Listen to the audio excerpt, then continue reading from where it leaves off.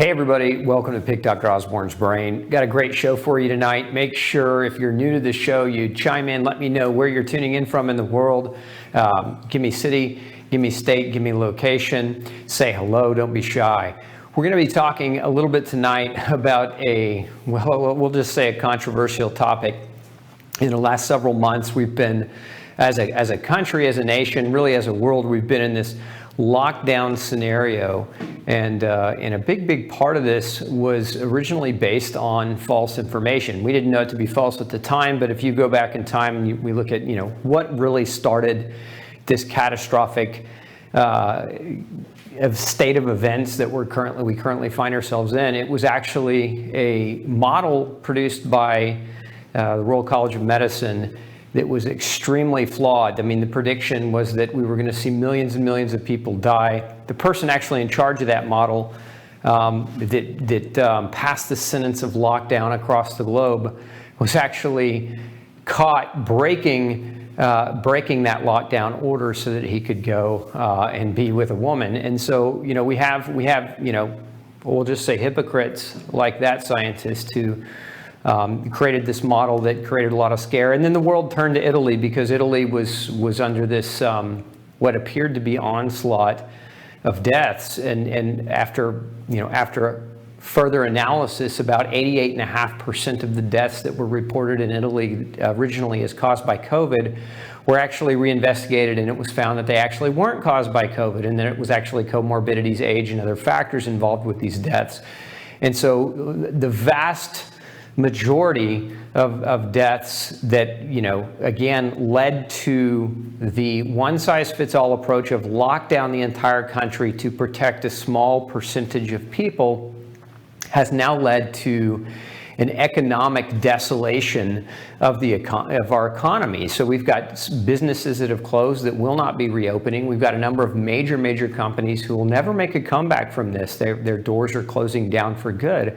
We've got families who depended on their small businesses who are going to have the aftermath of not being able to pay their rent, not being able to feed their family, not being able to prep for their college. Many of you would say, well, yeah, that doesn't, saving one life is important and money is less important. That isn't true when you look at the aftermath of what's going to happen with a depression. I mean, we have the Great Depression as the perfect example historically of how massive suicides were committed and massive strife was created as a result of this depression. And so what all of this has led to, and really why I want to talk to you tonight more about COVID, I'm really getting tired of the subject, but I feel my heart is really called to have this conversation with you, is that we're now facing this event where there's many of the governors of some of the more draconian states like California are doubling down. They're saying if you break quarantine, we're actually going to put you in jail. We're going to fine you. And so civil rights have now been arrested. And look, as somebody who has sworn to uphold and protect the Constitution when I served in the military, this is very alarming to me. I know a lot of you don't seem that alarmed about it. Shame on you, first of all, for allowing your rights to be just swept away. And those of you maybe that are tuning in are wondering, well, what can I do? I'm just one person. And this is, again, why I wanted to have this show tonight. So going back in time, remember, all of this was based on the premise that we were going to lose millions of lives. That has not come to fruition. This virus now officially, even the CDC has come back and reported more accurate numbers that the death rate of this, or mortality rate of this virus, is more like 0.1%, not the 4 to 5% that was being predicted in some of the models. And so the measures that were put in place originally, if you recall, I'm going to kind of walk you back through history again, because originally we were told to flatten the curve. And flatten the curve meant to minimize the pressure and the stress on the hospitals. And that was supposed to be a 2-week endeavor, to flatten the curve for 2 weeks. And then we can come out of this with the hospitals being functional. And if people are getting COVID, we can have enough space and enough room and enough doctors and enough medical staff to treat them effectively without creating mass chaos or mass deaths. Well, flattening the curve turned into, look, it's not about flattening the curve anymore. It's about we have to stop the spread. Now, again, going back in history, if you recall, Dr. Fauci and Dr. Birx were very clear in the very beginning of this thing. that the spread could not be stopped and that the spread was inevitable. So stopping the spread, that second wave of staying home, which was stop the spread, was actually, there was no way we were going to stop the spread. The virus was going to run its course. It's still running its course in that regard. So stopping the spread became the next kind of cry to arms, the next pseudo-noble, hey, if you're not part of this, then you're against it, and you want to kill people. Like that was the rhetoric that was being espoused by many of the, I'll call them Karens of the world, if those of you know what I mean by that. And then we had, after it was stop the spread, then it became about, no, we can't go back until we have a cure. And much like the flu, coronavirus is not going to have a cure. The best cure is an immune system. The best defense against any virus, against any illness for that matter, is a strong set of behaviors around diet, lifestyle, and choice, and not a vaccine, not a drug, or any other medical chemical intervention. So not to say that some can't be useful in the case of somebody dying, but if you believe that disease happens and kills people, and it's one cause, disease is a one cause factor, and that it's not multifactorial, then you need to go back to school. Disease is multifactorial, and this is why many people that had COVID never were symptomatic, developed antibodies, and moved on with their life without ever struggling or having a problem. So again, that's the history. Stop the spread. Actually flatten the curve, and then it became stop the spread, and then it became don't go back to school until there's a cure. And right now, many countries, or not countries, but states, many counties are not allowing school to come back, and they're projecting not having school in the fall, but waiting until the new year. Which again, this is ludicrous considering now that we have these numbers. So we have these numbers that this virus is nowhere near as lethal as what it was originally projected to be at 0.1% death rate. And I think if we look at this from the perspective of, okay, you can point fingers and you can blame people, but I think ultimately what we really need to do is we need to point the finger at ourselves for allowing our civil rights and our constitutional rights to be taken from us in such an easy fashion. This whole measure and all of the authority that governors were given, that county judges were given over the American people, was based on the premise that we had an emergency state of health in the country. And at this point, we can now clearly look back, hindsight is 2020, and we can clearly look back and see that this is not an emergency state. All the mask Nazis that are out there, and again, maybe I'm being a little bit too harsh, but the reality is that masks, there's so many experts, so many scientists, so many epidemiologists, biochemists, virologists that speak to the truth of wearing masks as not being very effective, not being necessary, and actually being counterproductive to good health. Locking yourself in a bubble and staying at home, counterproductive to good health. And the message that's come from most of the authorities has been just that very thing. Like, the only thing you can really do is lather up in chemicals that kill germs. So, wash your hands 50 times a day with soaps that are highly containing of a multitude of different types of chemicals that are detrimental not only to yourself but to the environment for the sake of killing germs, or hand gels for the sake of killing germs. Wear a mask and stay at home and isolate yourself. These are all principles. If we look at what accomplishes good health, rubbing chemicals on your body doesn't accomplish good health. Breathing in your own carbon dioxide and wearing a mask repetitively over and over again actually is contradictory to good health. And social isolating and not being able to hug your family members, not being able to spend time with people you care and love about, are not good for your health. And they haven't done anything for anyone's health. And this couldn't be more clear than in the state of New York, where the vast majority of new cases of COVID were all from people who were following the line, following what the government was saying, which is if you stay home, you'll be safe. And what actually ended up happening is these people that stayed home crashed their immune systems, crashed their ability to have an immune system that functions to protect them, ended up getting it anyway. So again, the conflicting information is something else I want to discuss tonight, because we've had, with COVID-19, we've had several thousand studies being published in a very, very short period of time in the last few months. Many of these studies contradict each other. And so some of the studies are saying, masks don't do anything. Some of the studies are saying, we don't think masks do anything, but you should wear them anyway because it makes sense.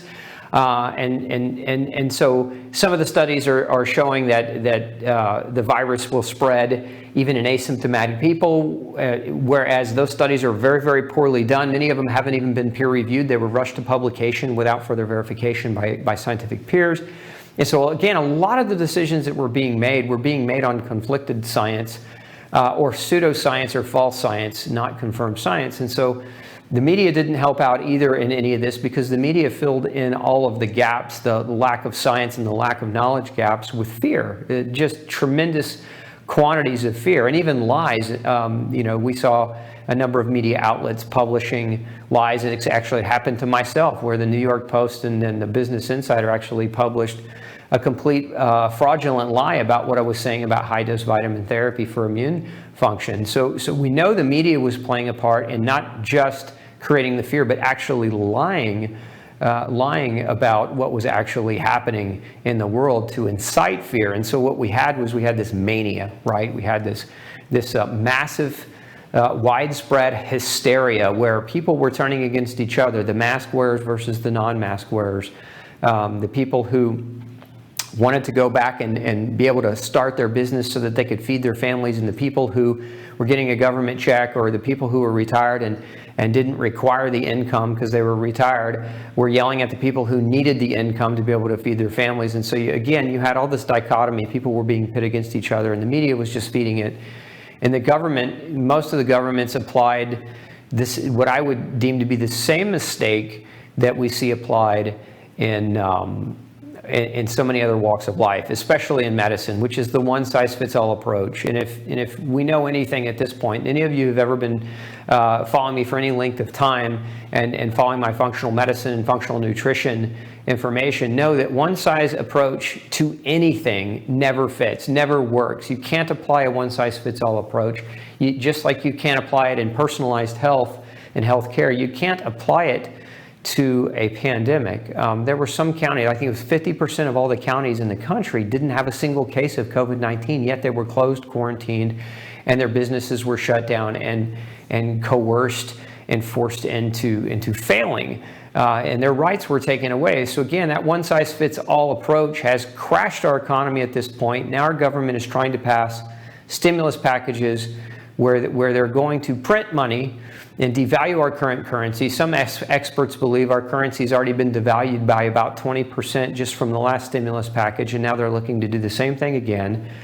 And if you read this new bill that's in front of the House, what you're seeing is more pork than even the first bill had, and a lot of that pork is designed to pay lobbyists and to give federal aid and your tax dollar money to illegal immigrants who are living here and not paying taxes, which have none of those things have anything to do with the coronavirus or should have anything to do with coronavirus aid. So again, politicians are notorious for saying, never let a catastrophe go to waste. In essence, use the catastrophe to get the advantage. And so I think at this point in time, what we really should all be focused on is not yelling at each other, and not creating infighting and fighting amongst each other. But I think we need to be watching very, very closely what our politicians are doing, what the people around us are doing that are creating these draconian measures of lockdown and shutdown and restriction of freedom and mobility.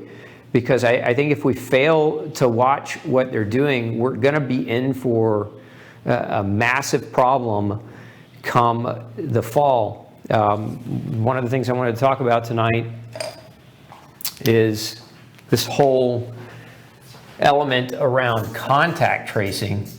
So right now, contact tracers are being hired en masse. So we've got thousands and thousands of people being trained, going through 5-hour courses for contact tracing. And what you have to understand about a pandemic or an epidemic is, generally speaking, contact tracers are not employed on the tail end of a pandemic. They're typically supposed to be employed and utilized on the front end of a pandemic to stop the spread. So this is one of those things that if you look at what's happening now, the government didn't hire contact tracers 2 or 3 months ago, but they started really ramping it up now. So why are they ramping it up now? If we're seeing this disease actually start to drop, And we're seeing that the mortality rate is actually quite low, and that even the virulence factor of this disease is not quite as high as what we originally thought it to be. There's new studies coming out showing that this whole I'll call it a myth because it was never really proven. There was never really any research that showed that people who were asymptomatic could actually spread the disease. There was no great evidence that was produced. It was one of those things that was extrapolated and then launched all over TV to scare people. But contact tracers, if we were really worried, these guys should have been put in place months ago. So again, if the government was really if they were really concerned about your safety to the level many of you think they are, then this would have been implemented quite a while back. But now they're starting to train contact tracers, and so we'll talk a little bit more about why that's a problem. But what I want you to pay attention to is, what are your politicians currently doing? I've actually already contacted my local representative adamantly to oppose any contact tracing being used in the state of Texas, because it's an infringement upon your rights to have somebody come into your home or even call your home or have you shoot videos of your home to make sure that you are actually isolating yourself from the rest of the world based on whether or not somebody's cell phone picked up that you were in the vicinity of them in a building somewhere where they also were located. This is what contact tracing is. Any of you who are downloading the new updates to your iPhone or your Android phones realize that one of the applications on the phone is actually a contact tracing application that is designed to spy on you. It's designed to spy on your location. Now, many of you already have the location features on your phone set and turned on, but what these new updates are designed to do is actually track and follow you and then implement that data with everyone else who owns a phone, so that if somebody comes down positive with COVID, then they can take everyone who was in contact with that person, not even necessarily in direct contact, but in the same building, within the same vicinity, and then contact you and then ask you to quarantine yourself for 2 weeks. Again, a huge infringement upon your rights. We don't quarantine asymptomatic people. We don't quarantine healthy individuals in a pandemic. This is the first time it's ever been done, and the outcome, again, which has been to crash our economy, when we have perfect examples where quarantine wasn't actually performed and the economy's held up and people didn't get sick and didn't die to any massive level. So contact tracers are a very, very real possibility and a very, very real problem coming to your neighborhood, most likely in the fall. Because one of the things I want you to be prepared for in the fall is a second wave. A second wave, and whether it will be real or whether it will be false. I mean, again, I can use this one as an example. If you saw this, there's a condition in children called Kawasaki's disease. And there's no real research linking Kawasaki's disease to COVID.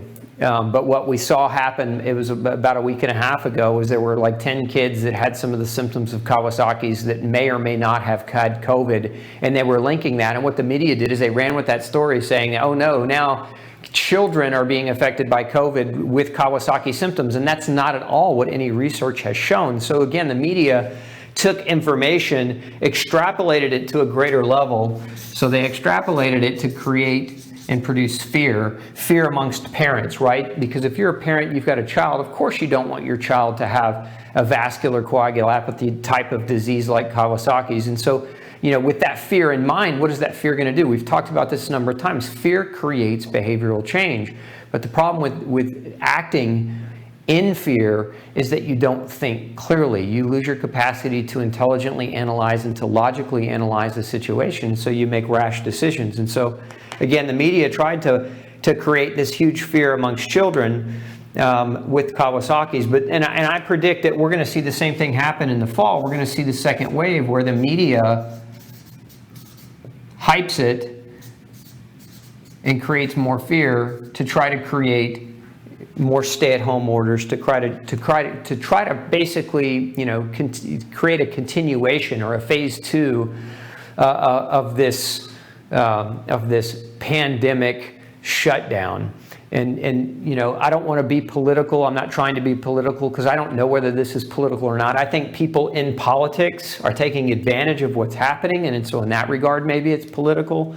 I think some people in some states and some counties are trying to use this opportunity to keep people to stay at home so that they can cheat the ballot box with, with distance voting. It's very easy to cheat that. And so I think it's being used politically, but I don't necessarily think it was created politically in the beginning. So again, I want you to just be prepared for what may come in the fall. It will be a second wave where the media hypes this thing up, where then governors and mayors of cities across the United States, and maybe even if you're not in the United States, other countries, where we see this recreation of government overreach. And this is what I want to warn you against, because there's an old saying, fool me once, shame on you. Fool me twice, shame on me. I don't want you to fall victim to the same mentality that we were all victims of this first go round, mainly because there wasn't enough data to know better whether or not this virus was going to kill millions of people. We just didn't know. It was an unknown. Now there's a known factor. Now there's a big known factor. The mortality rate doesn't justify the actions that were taken. So don't let this potential for a second wave in the fall create enough hype for you to allow this to happen again. Because ultimately, remember that power of the government is given to the government by the people, and not the other way around. The government doesn't give you the power to go to work. The government doesn't get to dictate what is and what is not an essential business. I mean, in that regard, pot dispensaries were considered essential, but dentists' offices were not considered essential. You could go into Target and you could shop. You could go into Home Depot or Lowe's or Walmart and shop, but your children, if you had high school children, couldn't go to a graduation, couldn't earn their rite of passage by having a graduation ceremony. Yet you could have just as many people cooped into a grocery store together. So again, if this was being done for our safety, you wouldn't see so many dichotomies in the advice.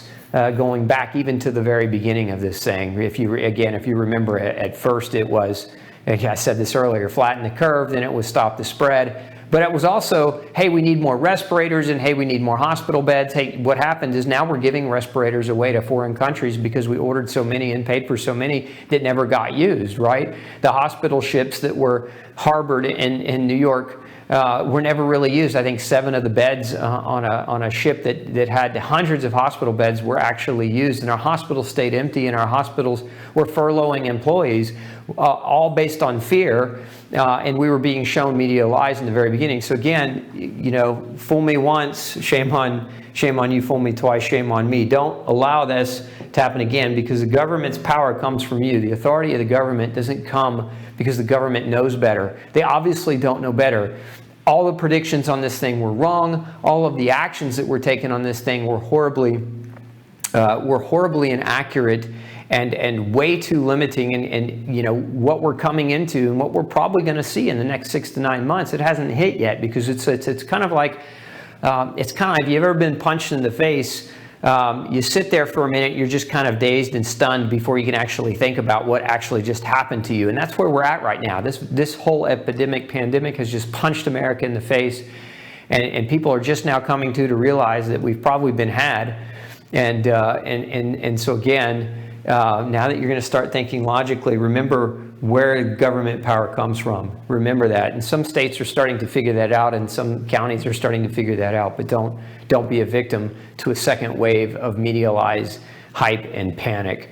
And that's what I'll warn you against. Now, as far as the contact tracers, if this were to have been rolled out properly, we would have seen this done in the very beginning. We didn't see it being done in the very beginning, which tells me that this is what is most likely going to happen, because that's, again, an intelligent person, I can't predict the future, but I can predict patterns. And this looks very much like what they're preparing for more draconian measures come this fall. And they're going to use contact tracers in order to pursue that. And again, this is how ridiculous it is. If you come within the vicinity of a building of a person with known COVID, and a contact tracer can contact you and make you self-quarantine. If you fail to follow through with that self-quarantine, they can actually take the children out of your home.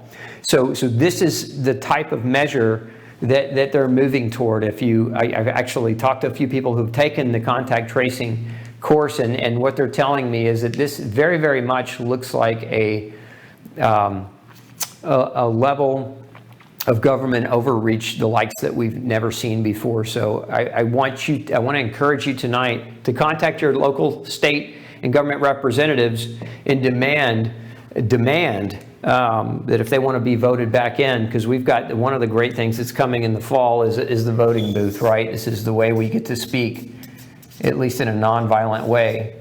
And I'm hoping that violence doesn't come from all of this. I really am hoping that, but in some places I kind of feel like we may be in for a civil war, so to speak, where the overreach is so great that the suppression of the population and the suppression of the people living there, where they can't feed their families, they can't go to work, they can't earn an income, and they're restricted to such a great degree. If you back somebody up into a corner, it's very, very difficult to predict whether or not that person is going to get violent. And so I fear that there will be violence coming. But in the fall, we do have this ability to vote. And so make sure that you don't miss this year's vote, because you're going to want to put people into office that respect that government is there on the authority of the people and not the other way around, that government does not hold authority or sway over the people.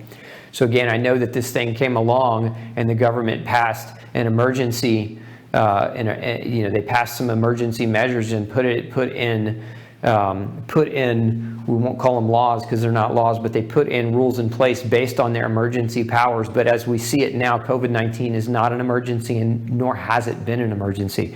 Now, again, this is not me minimizing people that have died from COVID-19, but people died. People die from COVID-19. They die from influenza. There have been a lot of people that have died from COVID-19. There have been a lot of people that haven't died from COVID-19 that were reported to have died from COVID-19. So again, the numbers being inflated. Again, this is not me trying to minimize your pain or suffering if you know somebody, if you've lost somebody from this. But we can't shut down the country. We can't quarantine the country for the fear of the few. We can't control the movement and the ability for the masses to actually be able to function in life. Okay, so what about the vaccines that are coming out? Because this is a big question that we're getting.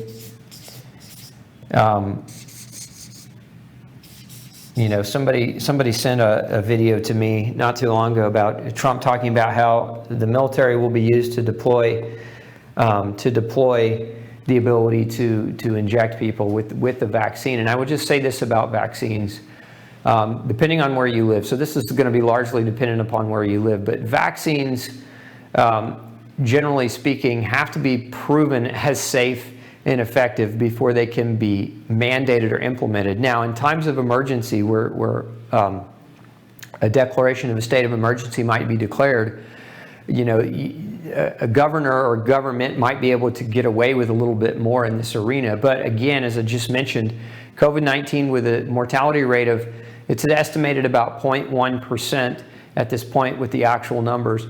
It does not dictate a national emergency. It does not dictate the need for scientific experimentation within the citizenry for the sake of safety for the citizenry. So you've got to look ahead at this, and you've got to ask yourself, will I allow this?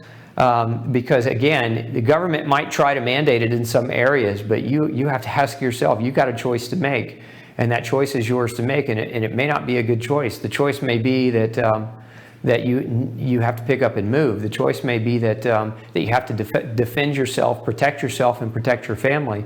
And in that regard, you're a sovereign human. You have to be able to to take that action should that action need to be taken. Again, at this point, I don't see any politics that are showing me that vaccines are going to be force mandated. But again, that's a question many of you have, and I just don't think that we're going to see vaccines be forced onto individuals. I think there are going to be enough volunteers, enough, we'll call them sheeple. I think there are going to be enough fools that are willing to take the vaccine in themselves. I would say this in that the government has a poor track record on vaccine safety. If we look at influenza, we know influenza the vaccine has a potential for mass side effects. We know that influenza, some of the vaccines that are used are attenuated viruses, meaning that you can inject them into people and they can actually lead to the spread of that very same disease, those people will shed that virus. And so probably, if I'm a betting man, what I would suspect is that those vaccines that are being created are actually going to be types of vaccines that potentially could enhance the spread of this thing on purpose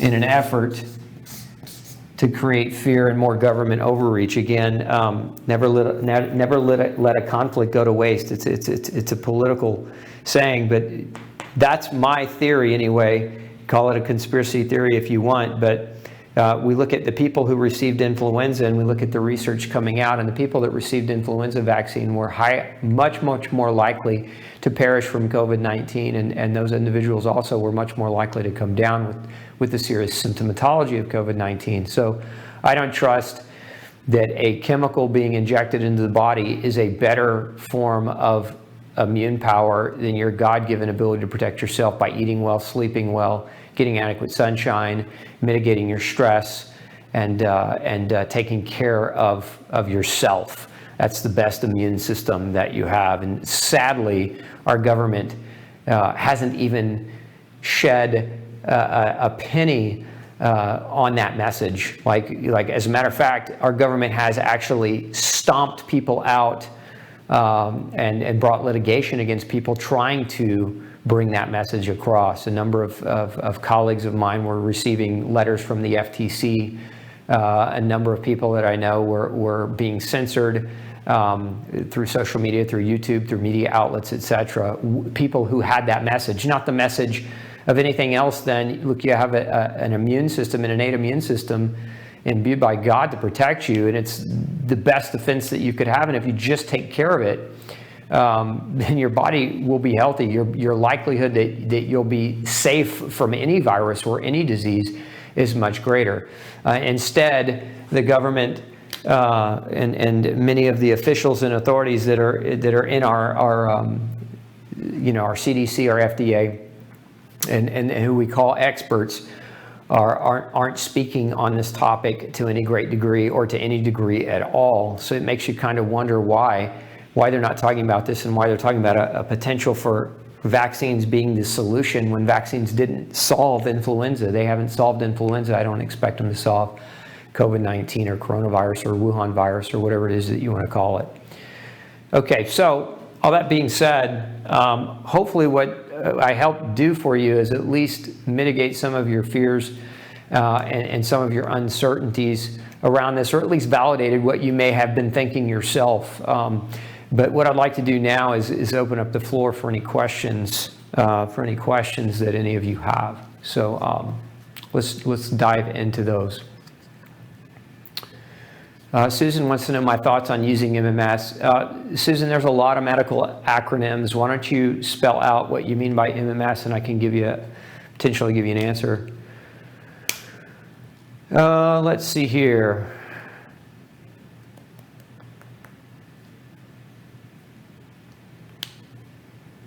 What would your protocol? What would be your protocol for someone with a perforated cornea? Well, that's an off-topic question. Somebody with a perforated cornea, one of the best things that you can do to help to make sure that your body has what it needs to heal and repair, especially with something of that nature, high doses of vitamin C would be one of the things that I would suggest probably at the top of the list, coupled with a good solid quality multivitamin, something like Ultra Nutrients. If you're familiar at all with any of my formulations, I have 2 multivitamin formulations. One's called Ultra Nutrients. But Detox C, or high doses of vitamin C, 5 grams plus, combined with a really quality multivitamin. Also have a product called Foresight, which is actually, we may have changed the name. I think we changed the name to Ultravision, but it's got a number of different antioxidants for the eye to help and support the function of the eye as a whole, including carotenoids and beta carotenoids and other compounds. So you might look at that as well. But as far as protocol, I mean, I don't like protocols to any great degree. Protocols are a one-size-fits-all approach. I like an individualized approach. So the bigger question I would encourage you to entertain is, what nutrients does your body lack in order to properly heal and repair itself? And for that answer, you can get with a good functional doc, and they can measure those things for you and give you a very, very specific protocol.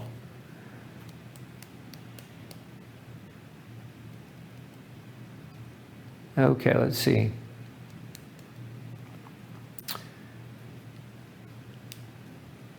Just saw the first thing show on Brighton Jewelry's homepage are fashion masks. Need I say I did my shopping elsewhere?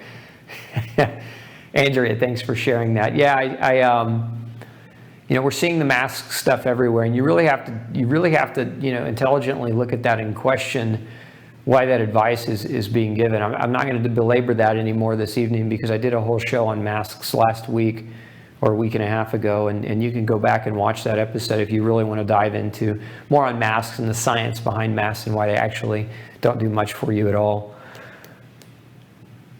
Let's see.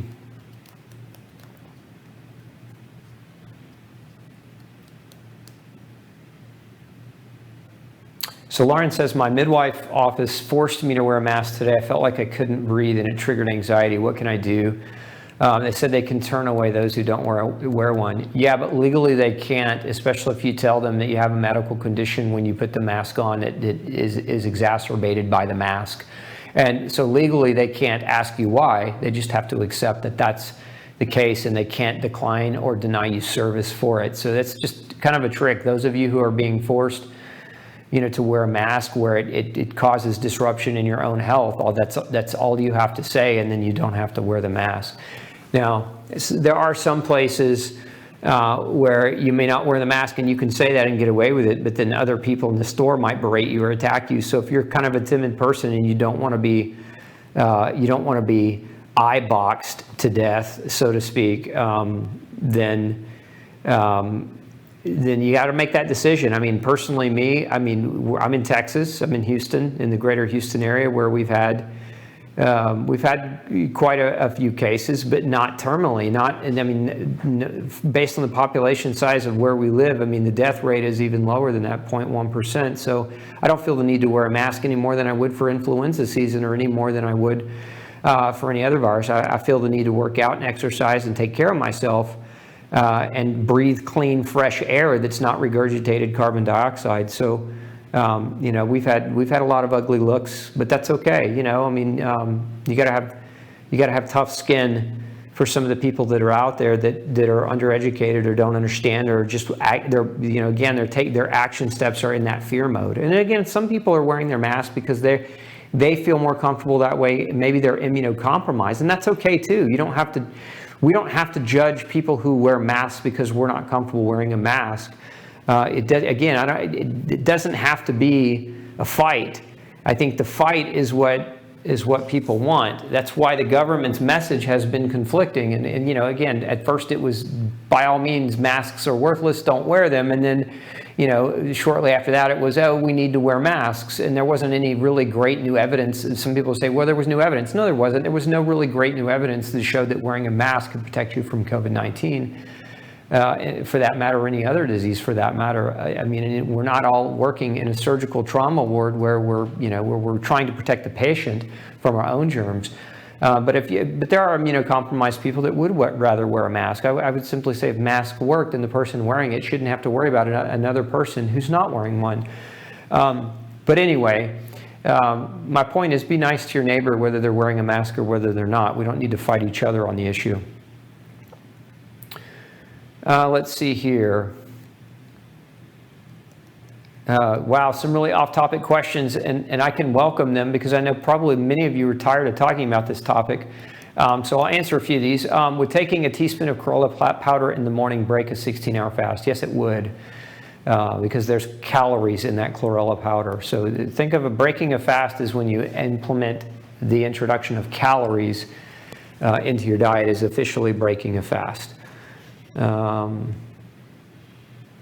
Let's see here.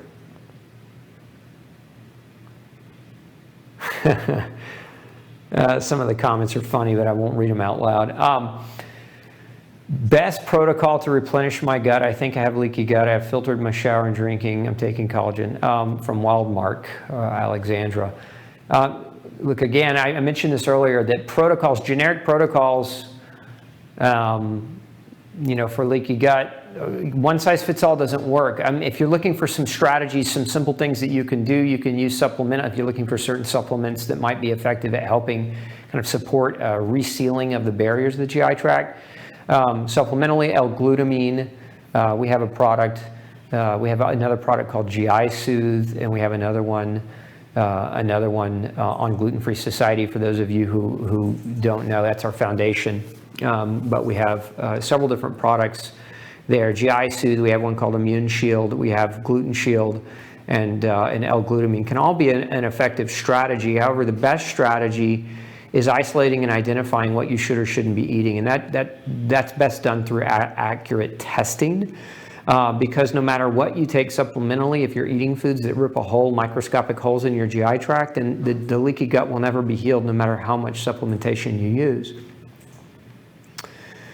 Is a vegan diet with supplements healthy? It depends on the person, Sam. Vegan diets can be healthy. They are for some, and this goes back down to testing. I generally, to help determine whether or not somebody's better fit for vegan or better fit for meat consumption in a bigger way, I generally will do certain types of tests to help me delineate that information so that we can make an accurate decision about their own unique diet and how it should be followed. But as a general rule of thumb, is a vegan diet with supplements healthy? It depends on the person is really the answer. Vegan diets for some people can tend to not be enough protein or can tend to not be enough certain nutrients, and for others can be just fine. Let's see here. Best supplements to, let's see. Best supplements to take to build your immune system against allergens, from Donna. If you want to support yourself during allergy season, there's two things that I highly recommend, and they're super effective in my experience. One of them is a product called Hist Assist. Again, you can find that on Gluten-Free Society. Another is a product called Ultra Sinus Support. Both supplements contain a variety. There are two different formulations of my design that contain a variety of different ingredients that support and help to stabilize your mast cells in your immune system so that you're not overproducing histamine and creating the allergenic response that so many people struggle with during allergy season. Okay.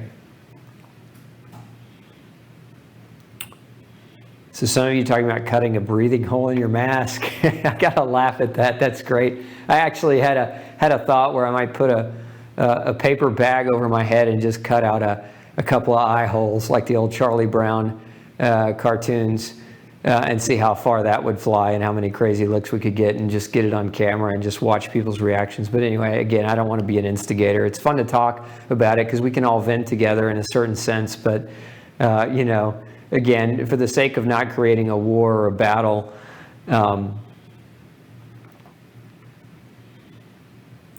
so Chris wants to know, why is there such a dichotomy with functional and integrative docs on the COVID situation? That's a really good question, Chris. I can't answer or speak for other doctors. Look, I've got colleagues that are living in fear right now. They're in an isolated bubble in the corners of their house because they have a very real fear of what's going on. Justified or not, it is who they are. I can't speak for why that is the case, but I'm a numbers guy. I'm an analytical guy. I mean, some people told me I should have gone on to engineering because that's just the way my mind works. But numbers don't lie. I mean, you can manipulate numbers, and you can manipulate numbers to create a lie. But mortality rates as a whole don't lie. And again, what we're finding is I don't know why people are so scared about this virus. I got it the first month and a half when we didn't have known data points that we could really extrapolate from. But today, we've got 4 months of data at this point, that really 5 months of data at this point, that show this virus is not only is it on the downswing, but the mortality rate just doesn't justify what happened. And why some other doctors don't see it that way, maybe they're just not reading the literature, maybe their fear is paralyzing their ability to think clearly. I don't know. It's a great question. Yeah, so let's see, keep scrolling here. Deborah wants to know what would be the normal levels for cholesterol, LDL, HDL, and triglycerides. It depends, Deborah. You know, in my experience, you know, going back, I've been practicing now for 20 years, and so when I started practice, normal cholesterol was 280. You know, and what we saw over the last 20 years was several entities come together. Many of them were funded by big pharma. So this was actually a major expose in the 90s where a reporter actually reported that it was a panel of 13 doctors. 9 of them were on the payroll for Merck and Pfizer. And so it was a very highly biased board of doctors that lowered the cholesterol from, I believe at the time it was 250 to 220. And the FDA granted these doctors waivers, even though they had a direct conflict of interest on being able to make that decision. It was obvious they had a direct conflict of interest, but the FDA granted them waivers. And if you know anything about the history of the FDA is kind of a revolving door for drug suits, meaning that people that run the drug companies go work for the FDA, and then when they're done working for the FDA, they go back and work for the drug companies. It's kind of a revolving relationship, a revolving door relationship. It's part of why in our country today there's so much corruption and so much, we'll say, pseudoscience around drugs, because a lot of studies, in my opinion, are published using manipulative data or using data that was bought and paid for by drug companies, and other data that showed drugs don't actually work was suppressed. We know that happens on a regular basis. Even the New England Journal of Medicine and the JAMA, both the editors of those 2 prestigious medical journals, came out a number of years ago saying that's the way it works, is drug companies pay for data. And they report the data that favors the sale of their drugs, and they suppress the data that does not. So again, we got off track there, but we were talking about cholesterol. And so today the numbers are, if your cholesterol is higher than 200, they call it high. I don't agree with that. I don't agree with that at all. I don't even believe that cholesterol plays much of a role in the causation of cardiovascular disease. I believe that's another one of those overblown things. And if you'd like to learn more about that, you can go back and watch. I've done some prior episodes on cholesterol that you can watch where I dive in a lot more deeply to the history. Let's see here. What are good, back it up one on the top there on the tube. What are good supplements for people with migraine headaches? Penny, first and foremost, I've got a great article on migraine headaches on Gluten Free Society that you should go check out, because there are a number of different triggers for migraine headaches. Now, supplementally speaking, there are different supplements that are considered migraine prophylactics, and magnesium is one of them. It's very beneficial and very helpful for many migraine sufferers. So magnesium, Ultra MG if you're shopping on Gluten Free Society, but also vitamin B12 or methylcobalamin is considered a migraine prophylactic, as is vitamin B2, as is CoQ10. So, you know, if you're on Gluten Free Society, as you're reading that article, we have a product called CoQ Max, and then we have another one called B Complete that addresses some of the ingredients of the nutrients that we know are migraine prophylactic in nature. Okay. Yeah, so some people are chiming in on the cholesterol issue. What about Eskimos who have cholesterol in the 500s but are healthy? Yeah, I mean, if you look at Inuit people, cholesterol is very high. Their fat content, or saturated fat content of their diet, is higher than anywhere in the world.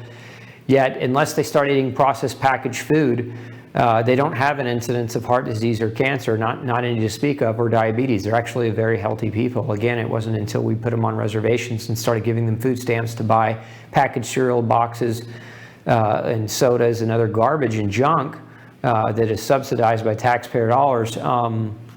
That's when they actually started showing up with disease. So it really wasn't the fat that killed them, it was the carbohydrates and the sugar that killed them, which is the case for many people with cardiovascular risk factors and disease. Yes, Estefania is talking about a great book called Bottle of Lies. It's a great book. I've read it. Thank you for bringing that up. It's a really good read on the pharmacy industry and how drugs are inspected, especially our generic drug brands that are produced in India and China, and how corrupt some of those companies are in India and in China, and how they produce products that are inferior and frankly dangerous to the American population. but the FDA turns the cheek and looks the other way and forces their FDA inspectors to pass these companies that wouldn't otherwise pass inspection. Catherine Eben, I think, is the author of that book, EBA. We're letting a politician lead us through this as an expert in epidemiology is beyond me. I think having him in charge of this whole thing was a mistake from the get-go. But that's my personal opinion. Let's see. Keep going down on that Facebook feed. Okay, so let's stop there. So Laura wants to know what off topic, but what should my homocysteine number be optimally? What is the best way to get my number to go down? I have problems taking B vitamins and folate. If you're looking at kind of an optimal level of homocysteine, ideally somewhere around 9 or less. So you want it to be under 9 if you're laboratory testing for homocysteine. I mean, there's really only a handful of ways we know to lower homocysteine, and that's using predominantly B vitamins like vitamin B12, folate, vitamin B2, vitamin B6 are all known to help with that pathway. Some people have genetic mutations that make it a little bit harder for them to properly methylate homocysteine. Remember, homocysteine can go multiple different directions. Homocysteine can be converted to methionine, it can be converted to glutathione, it can be converted into bile.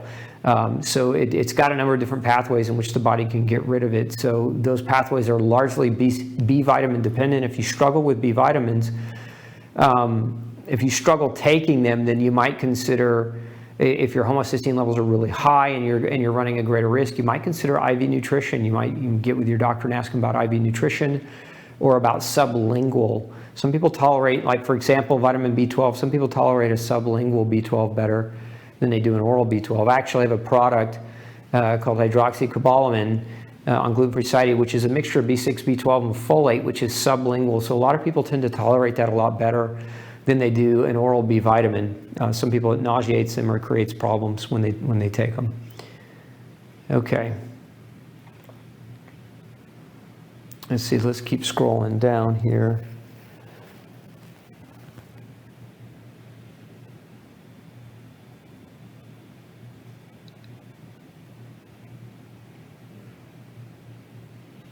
So somebody was asking about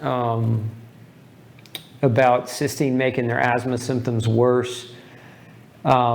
Is there anything other than quercetin that can help? Yeah, high doses of quercetin. So you got to get upwards of 3 to 4 grams of quercetin a day. If you're using one of my formulations called Ultra Q, one pill is 1,000 milligrams or 1 gram, but it's also infused with OPC and pomegranate, which increases the absorption and the bioavailability of quercetin 100-fold. So it's a much more effective way to take it. Additionally, you can add high doses of vitamin C to that combination. High doses of vitamin C, if you're an adult, 150 pounds or more, you can start at around 5 grams of vitamin C to see if that's going to be helpful without the side effects of the cysteine that it seemed to cause. Latoya wants to know what causes postural orthostatic tachycardia syndrome, or POTS, oftentimes referred to as POTS disease. Latoya, I want to refer you back to a video because I did a special video on POTS syndrome. 2 things I'll mention: vitamin B12 deficiency has been linked to it, as has gluten sensitivity. But if you go back and watch the video I shot, it was a couple months ago on that particular topic, you get some really more in-depth information about that might be helpful for you. I love that. Marie chimes in on her migraines. Since going gluten-free, no more migraines and no more sinus infections. So somebody was asking a question about migraines earlier, and that's been my experience clinically as well. When people that suffer with migraines find out they're gluten sensitive and cut gluten out of their diet, tremendous benefit. And they don't need prophylactic supplements anymore. You don't even have to take the B12 or the magnesium or the other supplements that I mentioned. Just changing your diet can sometimes be enough. If you don't have a copy of No Grain, No Pain, that would be a great place to start. You can pick that up at Amazon or any major book retailer. But No Grain, No Pain, published by Simon & Schuster, has a phase 1 and a phase 2 diet that you can follow that can help you navigate kind of how to change your diet around any form of autoimmune-based pain, including migraine headaches. Cheryl once says, my B12 is 465. I assume, Cheryl, that you're referring to your serum levels. Serum levels are not a good indicator for vitamin B12 status. I would say that, vitamin B12 has an upper range of around 1,100 to 1,200, depending on the lab test.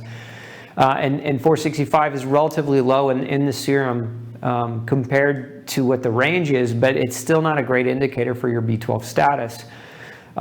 You could do shots, you could do pills for vitamin B12 if your doctor recommended either one. Some people do shots. I don't like shots because I don't like breaking the skin. I don't like having people break their skin. Your skin's your immune barrier, and to inject yourself with something that might be just as effective if you took an oral supplement, it's just less of a risk factor involved with an oral supplementation than with a shot. Susie wants to know, are people with, I'm going to assume you mean inflammatory bowel disease, Susie. If you don't mean that, you might mean irritable bowel disease, but IBD. Are they more susceptible to COVID-19? Potentially, yes. If you have a history of inflammatory bowel disease, but you control it with good behavior, diet, and lifestyle, I don't really think you're at any greater risk than anyone else who's in good health. However, if you have an active inflammatory bowel disorder, then yeah, I think you probably are at an increased risk. And so, again, take proper precautions in that regard. Let's see, what else we got here?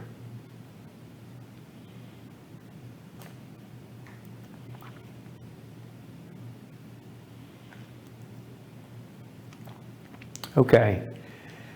Yeah, so I think we got most of the questions answered. Somebody else, Christine, is asking about a glaucoma protocol.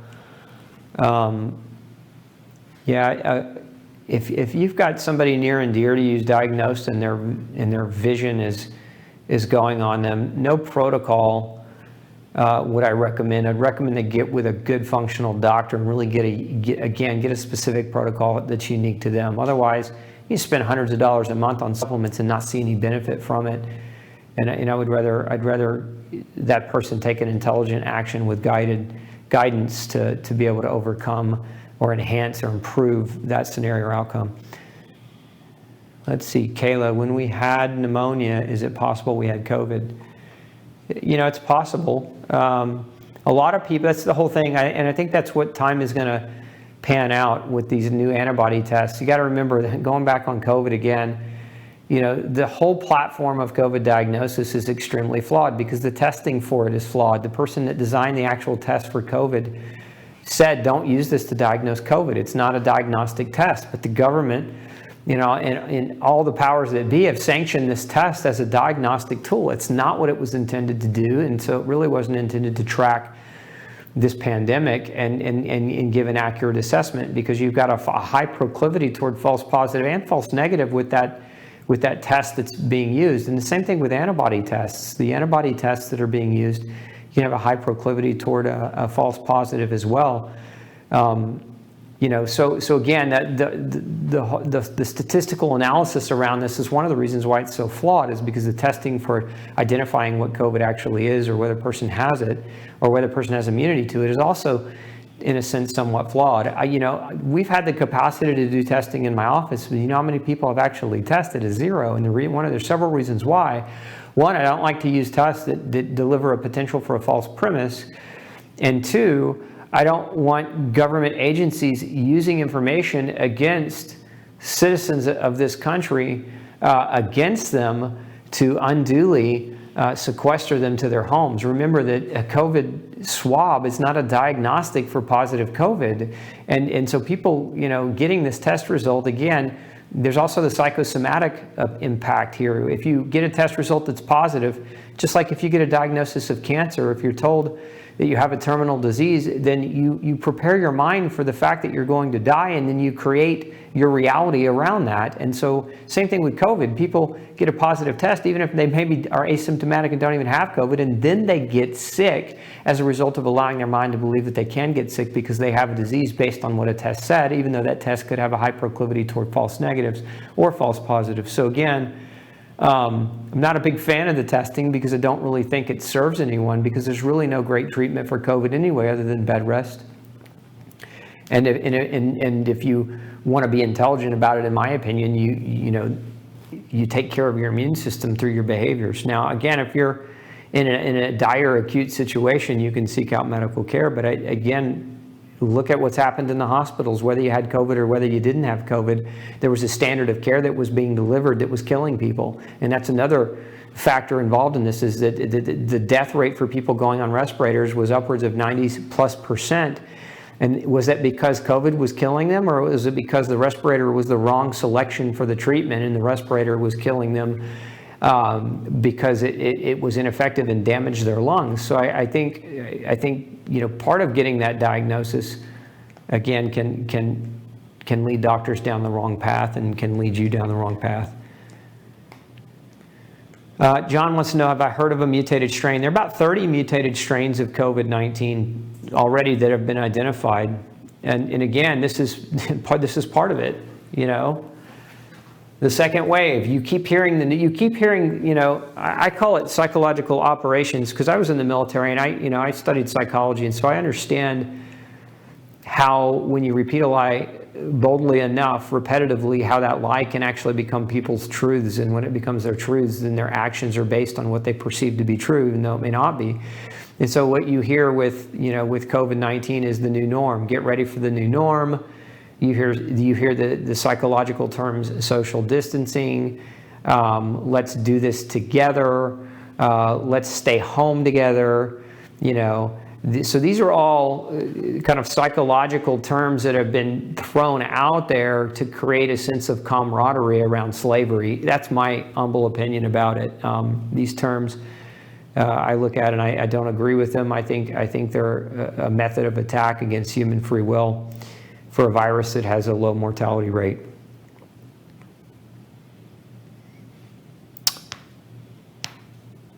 Let's see here. Okay, I think we covered pretty much most of it. We're out of time anyway. Thanks for spending your Wednesday evening with me. We usually do the show on Monday for those of you who are new, so make sure you subscribe to the channel if you're not already subscribed, so we can send you updates when we're going live on Monday evenings, every Monday at 6 p.m. minus holidays. And make sure, if you're not already subscribed to our newsletter, we have the world's #1 largest newsletter for gluten sensitivity. You can come visit me at my foundation at glutenfreesociety.org. And sign up for that. It's free. We'll send you a bunch of really, really great resources on health and wellness and how to navigate the gluten-free lifestyle. So this is Dr. Osborne wishing you excellent health and sanity in this time of insanity. And we'll see you next Monday evening. Have a great night.